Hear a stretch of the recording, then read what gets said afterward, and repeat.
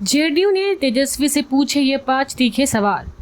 JDU प्रदेश कार्यालय में party प्रदेश प्रवक्ता अरविंद निषाद और party media panelist Kishore Kunal ने संयुक्त तौर पर मीडिया को संबोधित किया। इस दौरान उन्होंने कांग्रेस और आरजेडी पर तीखा हमला बोला और कहा कि महागठबंधन की ओर से कल आयोजित तथा कथित अति पिछड़ा अधिकार संकल्प पत्र महज चुनावी ठोग और अति पिछड़ा वर्ग को भरमाने की एक विफल कोशिश है। बिहार विधानसभा चुनाव में पूरे चुनावी कैंपेन को लीड करेगी कांग्रेस। बिहार में राहुल गांधी की वोटर अधिकार यात्रा हो या महागठबंधन के टिकट बंटवारों की बात, कांग्रेस पूरी मजबूती के साथ अपनी बातों को रख रही है। अब तो कांग्रेस का भरोसा तेजस्वी यादव से उठने लगा है और उसने स्पष्ट कर दिया है कि बिहार में वह पूरे चुनावी कैंपेन को खुद लीड करेंगे। ऐसे में बिहार की सियासत में यह सवाल उठने लगा है कि महागठबंधन में बड़े भाई की भूमिका किसकी होगी। बिहार विधानसभा चुनाव से पहले रीतलाल यादव को बड़ा झटका।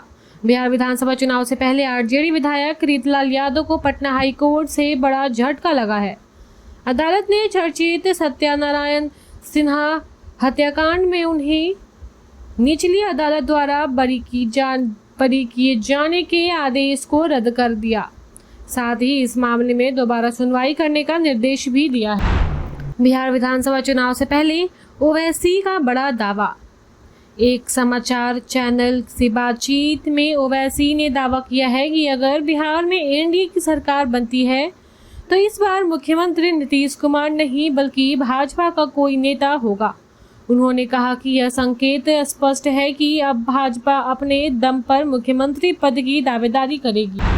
बिहार एनडीए के कार्यकर्ता सम्मेलन में महासंग्राम। बिहार विधानसभा चुनाव को लेकर जारी सियासत सरगर्मियों के बीच टिकट की दावेदारी को लेकर एक ही गठबंधन के नेता एक दूसरे से दो हाथ करने को तैयार हैं। मुजफ्फरपुर में एनडीए के कार्यकर्ता सम्मेलन में एक बार फिर से टिकट के 2 दावेदारों के समर्थकों के बीच तीखी नोकझोंक हो गई और देखते ही देखते कार्यकर्ता सम्मेलन जंग का मैदान बन गया। प्रशांत किशोर की पार्टी ने अब अवैध जमीन के दस्तावेज दिखाए। जनसुराज के प्रदेश महासचिव किशोर कुमार मुंत्रा ने अशोक चौधरी पर अवैध तरीके से जमीन खरीदने का आरोप लगाते हुए इसके कथित सबूत भी सार्वजनिक किए। उन्होंने यह भी कहा कि मंत्री की पत्नी नीता चौधरी धोखाधड़ी के केस में आरोपी है। उनके खिलाफ सुप्रीम कोर्ट में मामला विचाराधीन है।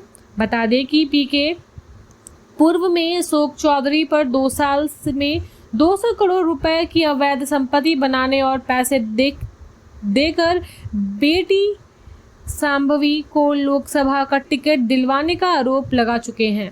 इसके बाद पीके को मंत्री से नोटिस मिले और पटना की अदालत में एक मानहानि केस हो चुका है। एबीवीपी के ने छात्र आरजेडी वालों को दौड़ा कर पीटा। बिहार में भागलपुर स्थित तिलका मांझी विश्वविद्यालय परिसर गुरुवार को अखिल भारतीय विद्यार्थी परिषद और छात्र राजद के बीच झड़प के बाद रणक्षेत्र में तब्दील हो गया था, जहां बुधवार को छात्र राजद के कार्यकर्ताओं ने अभावित के कार्यकर्ताओं को बुरी तरह पीटा था।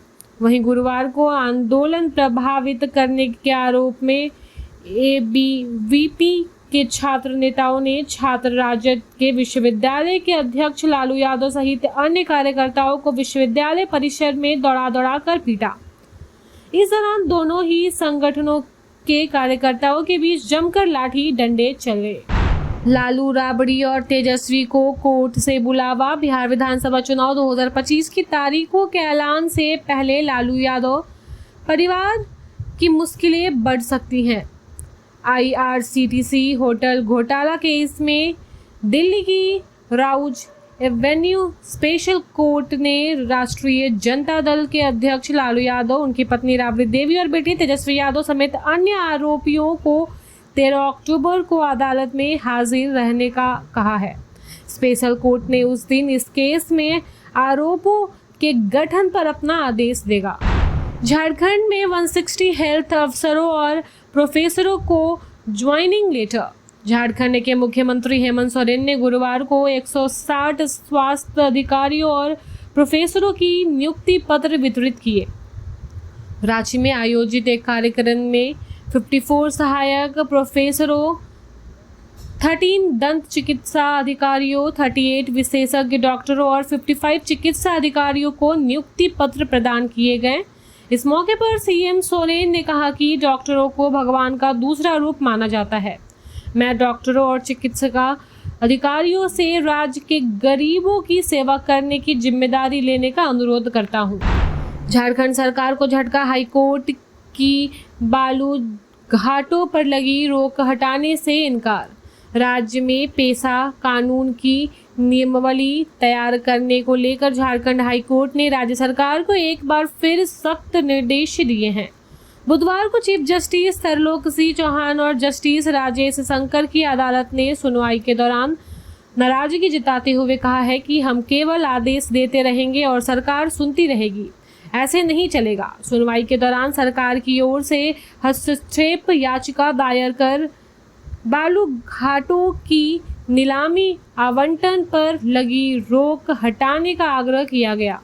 अदालत ने इन पर 9 अक्टूबर को सुनवाई की बात कही और प्राथमिकों को नोटिस जारी किया। Thank you so much for watching this video. Don't forget to like, comment, share and subscribe.